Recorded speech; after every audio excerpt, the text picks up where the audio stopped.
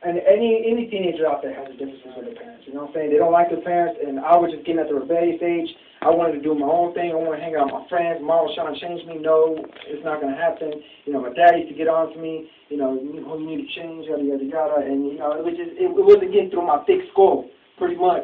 So, you know, it was just a rebellious age. And all of a sudden right there, that's when God said, you know what, if you keep going down this road, it's done, because, dude, it got to the point where I was locking myself in my room. I was getting depressed.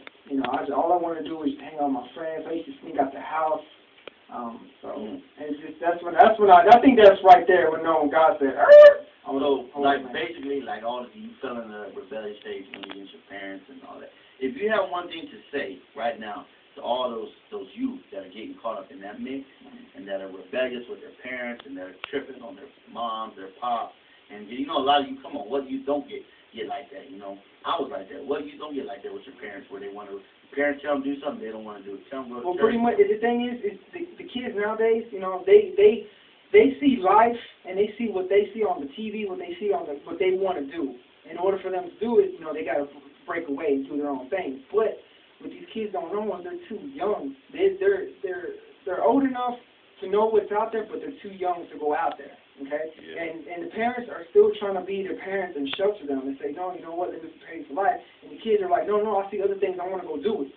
So they start rebellion, and I just want to tell the youth out there, bro, it's you know what I'm saying, when your parents tell you to do something, they're not telling you because they don't want to see you not succeed. They're trying to better you and get you ready for the fight, because pretty much they were young your age once, and they already seen what this life can't have for you. So they're trying to prepare you. So if you don't listen now, it's all I'm going to say, it's going to get worse from here, and it's going to get harder from here.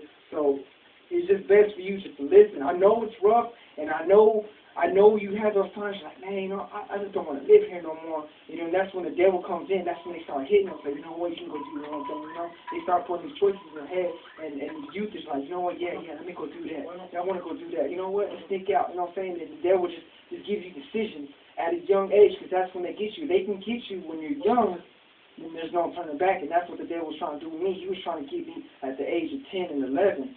So that way, because he already knew what was in plan for me right now. So he was trying to stop that from happening, so I wouldn't be where I'm at today. So, yeah. Well, okay, even that, but then because, you know, in America, once you're 18, you're classified as an adult. Yeah. So you have a lot of youth out there at the age of 17. They're like, you know what, Pops, I'm grown. Moms, I'm grown. You can't tell me that. You can't tell me what to do one more year and I'm out the door. And that's where the devil hit them. So if you have something to say to them. Pretty much, bro. Let me go ahead and just say this right now. I was talking to somebody right now about the whole situation where you got in this head where, oh man, I'm old enough, I can't wait to get out the house, I can't wait to go do this, because when I go, I can talk on the phone all night, I can do whatever I want, I can hang with my homies, I ain't gonna answer to nobody. Bro, I just want to tell you, you live in a fairy tale land if you're thinking like that, because once you get out there by yourself, it is nothing like what you thought. The grass is always greener on the other side. And I'm telling you this, you might got this idea where, like, you know what, I'm going to stay up late. You know what I'm saying? I'm going to talk on the phone, I'm going to talk to all my shouties, I'm going to talk to all these guys, I'm going to be riding these fat rides, I'm going to be riding the Escalade, you know, 28, hitting that system. Bro, but you don't think about is, how you going to pay that phone bill for you to talk on late? How you going to pay that rent for that place you're going to stay in? Who's going to put gas in that Escalade? You going to have car insurance? Who's going to pay that car note? Are you gonna rent those in, or are you gonna buy it? Like, you don't get that in your head because you're so caught up in this imaginary fairy tale land that you don't actually let reality hit you. And that's what these young kids do. They actually get up and they try to go do that. When reality sets, they're lost. And then that's when they start turning to drugs because it's quick money. That's when they turn to prostitution because it's quick money. And that's what the devil puts in front of you, saying, hey, look, if you do this, you can make quick money like this. Knowing that it's the wrong way, but they need to make something to survive, and that's how the devil gets them.